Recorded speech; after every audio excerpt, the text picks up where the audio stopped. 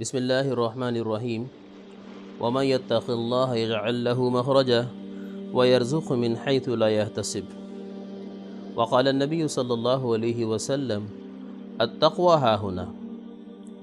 میرے محترم دوستوں اور ساتھیوں، اللہ سبحانہ و تعالی نے اسلامی اعمال میں سے، مومن کی صفات میں سے ایک بہت قیمتی اور بہت ضروری صفت، جس پہ اللہ سبحانہ و تعالی دین اور دنیا دونوں بنائیں گے، تقوی رکھی ہے۔ تقوی کی بڑے برکات ہیں، تقوی کی بڑے مراتب ہیں، اور تقوی کی اللہ سبحانہ و تعالی کے یہاں بڑی ویلیو ہے اور بڑی قیمت ہے۔ تقوی پہ اللہ سبحانہ و تعالی وہ کام بناتے ہیں کہ جو انسان کی دوسری محنتوں سے، کوششوں سے، تگ و دو سے نہیں بنتے۔ تقوی بیسکلی خوف خدا کو کہتے ہیں، گناہوں سے اجتناب کو کہتے ہیں، اور پرہیزگاری کو کہتے ہیں۔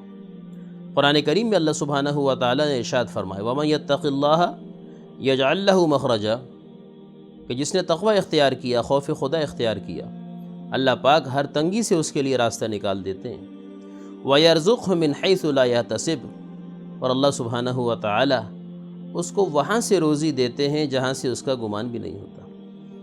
دوسری جگہ اللہ سبحانہ و تعالی اسی قرآن کی آیت میں اللہ پاک ارشاد فرماتے ہیں وَمَن يَتَّقِ اللَّهَ يَجْعَل لَّهُ مِنْ أَمْرِهِ يُسْرًا، کہ جو تقوی اختیار کرتے ہیں اللہ سبحانہ و تعالی اس کے کاموں کو آسان فرما دیتے ہیں، وَيُعْظِمْ لَهُ أَجْرًا، اور اللہ پاک اس کے اجر کو بڑھا دیتے ہیں۔ تقوی اللہ سبحانہ و تعالی سے ڈرنے کا نام ہے۔ جس کو تقوی نصیب ہوا، اللہ سبحانہ و تعالی کے اس کا مقام بڑھ گیا۔ جس کو تقوی نصیب ہو گیا، اس کے لیے گناہ مشکل ہو گئے اور اس کے لیے نیکیاں آسان ہو گئیں۔ جب تقوی زندگی کے اندر آتا ہے تو انسان ہر کام کرنے سے پہلے سوچتا ہے، ہر قول سے پہلے، ہر فعل سے پہلے انسان سوچتا ہے کہ اس قول سے میرا رب راضی ہوگا کہ ناراض ہوگا، اس فعل سے میری جنت بنے گی یا جہنم بنے گی۔ جناب نبی کریم صلی اللہ علیہ وسلم نے اپنے صحابہ کرام پہ تقوی کی محنت کی۔ رسول پاک علیہ السلام نے اپنی امت کو تقوی کی تعلیم دی، کیونکہ تقوی معاشرتی برائیوں سے نجات کا حل ہے، تقوی بدعنوانیوں سے بچنے کا حل ہے، تقوی رشوت کی روک تھام کے اندر مؤثر ہے۔ جب تقوی زندگیوں کے اندر ہوگا تو لوگ گناہوں سے اجتناب کریں گے، کیونکہ خوف خدا کا کانسیپٹ ایسا کانسیپٹ ہے جو انسان کو گناہوں سے روک سکتا ہے۔ ایک واقعہ ہے کہ ایک ڈاکو تھا، اس نے اپنے بچے کو کسی عالم کے پاس دین سیکھنے کے لیے بٹھایا۔ اب وہ تو ڈاکو تھا، چوریاں کرتا تھا، ڈاکے ڈالتا تھا۔ کچھ عرصے کے بعد بچے کی چھٹیاں ہوئیں، اپنے گھر پہ آیا تو باپ رات کو ڈاکے کے لیے جا رہا تھا، ساتھ میں اس بچے کو بھی لے گیا۔ اور پہلے زمانے میں چور ڈاکو گھروں کے اندر دیواروں میں سوراخ کرتے تھے، مٹی کی دیواریں ہوتی تھیں، اور اس سوراخ کرنے کے عمل کو نقب لگانا کہتے تھے۔ وہ نقب لگا کے گھر میں داخل ہوتے اور جو سامان، پیسے، چیزیں ہوتی ہیں وہ سمیٹ کے لے جایا کرتے۔ تو اس نے ایک گھر کی دیوار کے اندر نقب لگائی اور اندر داخل ہوا، اور جانے سے پہلے بچے سے کہا کہ بیٹا اگر کوئی دیکھے تو مجھے آواز دے دینا۔ وہ اندر داخل ہی ہوا تھا اور سامان سمیٹنا شروع کیا تھا کہ بچے نے آواز دی کہ ابو کوئی دیکھ رہا ہے۔ وہ ڈاکو وہیں سے الٹے پاؤں پیچھے بھاگا اور بچے کا ہاتھ پکڑ کے دوڑنا شروع کر دیا۔ دوڑتے دوڑتے بستی سے باہر نکلا اور ایک ویرانے میں یکسوئی کی جگہ جا کے اس نے پیچھے مڑ کے دیکھا تو کوئی نہیں آ رہا۔ اس نے بچے سے پوچھا کہ بیٹا ہمارا پیچھا تو کسی نے نہیں کیا، تو پھر تم نے کیسے کہا کہ کوئی ہمیں دیکھ رہا ہے؟ بچے نے جواب دیا کہ ابو جان، جب میں نے چاروں طرف نگاہ دوڑائی تو واقعتاً انسان تو کوئی نہیں دیکھ رہا تھا، لیکن میرے استاد نے مجھے بتایا تھا کہ بیٹا اللہ ہر جگہ موجود ہے، اللہ کا خوف کرنا چاہیے، اللہ سبحانہ و تعالی ہر جگہ حاضر و ناظر ہیں اور موجود ہیں۔ تو مجھے یہ خوف ہوا کہ اللہ سبحانہ و تعالی دیکھ رہے ہیں۔ تو اس شخص نے ڈاکے سے، چوریوں سے توبہ کر لی، اور اس کا بچہ اس کی ہدایت کا ذریعہ بن گیا اور اس کا تقوی اس کے کام آ گیا۔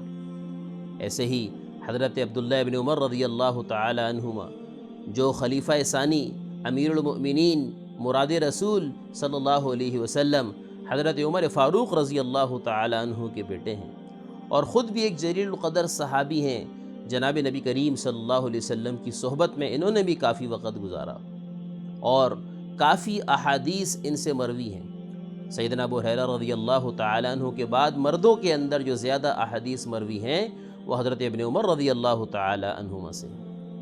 ایک موقع پہ ایک جنگل میں سفر کر رہے، ان کے ساتھ ان کے کچھ ساتھی بھی تھے، ان کو بھوک اور پیاس نے ستایا تو دیکھا کہ ایک چرواہا بکریاں چرا رہا ہے۔ اس سے انہوں نے کہا کہ بھائی ہمیں کچھ دودھ کی ضرورت ہے، تو اس نے دودھ نکال کے ان کو دے دیا، ان حضرات نے دودھ پیا۔ پھر اس کے بعد انہوں نے کہا کہ اگر یہ ایک بکری کا بچہ بھی تم ہمیں دے دو یا ہمیں فروخت کر دو تو بہت ہی اچھا ہوگا۔ اس نے کہا کہ یہ بکریاں میرے آقا کی تھیں اور دودھ کی اس کی طرف سے اجازت تھی جو میں نے آپ کو دے دیا، لیکن ان بکریوں کو دینے کی اور فروخت کرنے کی مجھ کو اجازت نہیں ہے۔ ابن عمر رضی اللہ تعالی عنہما نے امتحان کے طور پہ یہ جانچنے کے لیے کہ اس شخص کے اندر کتنا خوف خدا ہے، اس جنگل میں رہتے ہوئے اس سے کہا کہ بھائی یہ بکری تم ہمیں دے دو، ہماری ضرورت پوری ہو جائے گی، جب آقا پوچھے تو اس سے کہہ دینا کہ اس کو بھیڑیا کھا گیا۔ تو ایک تاریخی جملہ اس چرواہے نے اس موقع پہ کہا، فَأَيْنَ اللَّهُ فَأَيْنَ اللَّهُ، پھر اللہ کہاں چلا جائے گا؟ میرے آقا نے تو نہیں دیکھا، لیکن میرے حقیقی آقا نے تو دیکھا ہے کہ میں نے یہ کیا کیا۔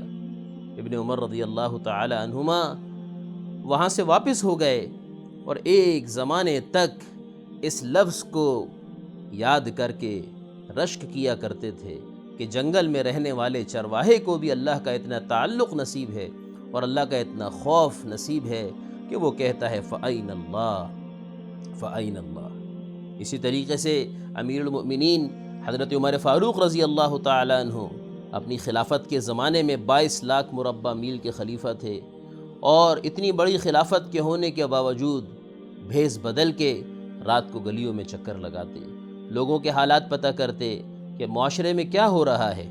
یہ ہے اصل حکمرانی، اللہ ہم کو بھی ایسے حکمران نصیب فرمائے۔ تو ایک گھر میں سے ان کو آواز آئی، ایک ماں اپنی بیٹی سے کہہ رہی ہے کہ بیٹی دودھ میں پانی ملا دو۔ تو بچی نے اپنی ماں سے کہا کہ ماں، امیر المؤمنین نے اس عمل سے منع کیا ہے۔ تو ماں بیٹی سے کہتی ہے کہ بیٹی امیر المؤمنین کہاں دیکھ رہے ہیں اس وقت یہاں؟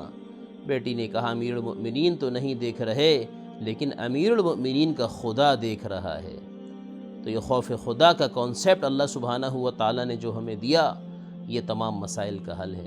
اگر ہمارے معاشرے کے اندر خوف خدا آ جائے تو ہمارے حکومتی فیصلے درست ہو جائیں، ہمارے عدلیہ کے معاملات درست ہو جائیں، ہمارے عوام اور خواص کے مسائل حل ہو جائیں، حقوق کی ادائیگیاں شروع ہو جائیں، اور ہر انسان دوسرے کی راحت کا سامان بن جائے۔ اللہ سبحانہ و تعالی ہمیں خوف خدا کو حاصل کرنے کی توفیق عطا فرمائے۔ اس خوف کے ساتھ اللہ پاک ہمیں چلنے کی توفیق عطا فرمائے کہ جب خوف خدا آئے گا تو انسان میں احساس ذمہ داری پیدا ہوگی کہ میرا رب مجھے دیکھ رہا ہے، میرا رب میری بات کو سن رہا ہے، میرا رب میری ہر چیز سے واقف ہے۔ وہ رب جس کے بارے میں اللہ پاک خود اپنے بارے میں فرماتے یعلم خائنۃ الاعین، کہ اللہ تو وہ اللہ ہے کہ جو آنکھوں کی چوریوں کو بھی جانتا ہے، علیم بذات الصدور، لوگوں کے دلوں کے بھیدوں کو جانتا ہے۔ کالی رات میں کالے پہاڑ پہ چوٹی چلی، کسی نے نہ دیکھی، لیکن رب کائنات کے علم کے اندر ہے۔ اللہ سبحانہ و تعالی ہمیں حقیقی تقوی نصیب فرمائے کہ ہم خوف خدا کے ساتھ زندگیاں گزاریں۔ جب خوف خدا آئے گا تو رشوت لینا مشکل ہو جائے گی، سودی کاروبار مشکل ہو جائے گا، غیبت کا عمل مشکل ہو جائے گا، جھوٹ مشکل ہو جائے گا، اور نیکیوں کی طرف رجحان بڑھتا چلا جائے گا۔ ہر انسان کو خوف ہوگا کہ اگر آج میں نے جھوٹ بولا تو کل مجھے جہنم میں جلنا پڑے گا، اگر آج میں نے سودی کاروبار کیا تو کل مجھے اللہ کی ناراضگی کا اور جہنم کا سامنا کرنا پڑے گا۔ تو اللہ سبحانہ و تعالیٰ سے دعا ہے کہ اللہ پاک ہمارے عوام اور خواص کو اپنا خوف نصیب فرمائیں، اللہ ہمیں تقوی نصیب فرمائیں، اور تقوی اتباع سنت سے نصیب ہوتا ہے۔ جناب نبی کریم صلی اللہ علیہ وسلم کی جتنی جتنی اتباع کرتے چلے جائیں گے، ہم کو تقوی بھی نصیب ہوتا چلا جائے گا۔ اللہ پاک ہم سب کو عمل کی توفیق نصیب فرمائے اور دوسروں کو اس کی دعوت دینے کی توفیق نصیب فرمائے۔ وآخر دعوانا ان الحمد للہ رب العالمین۔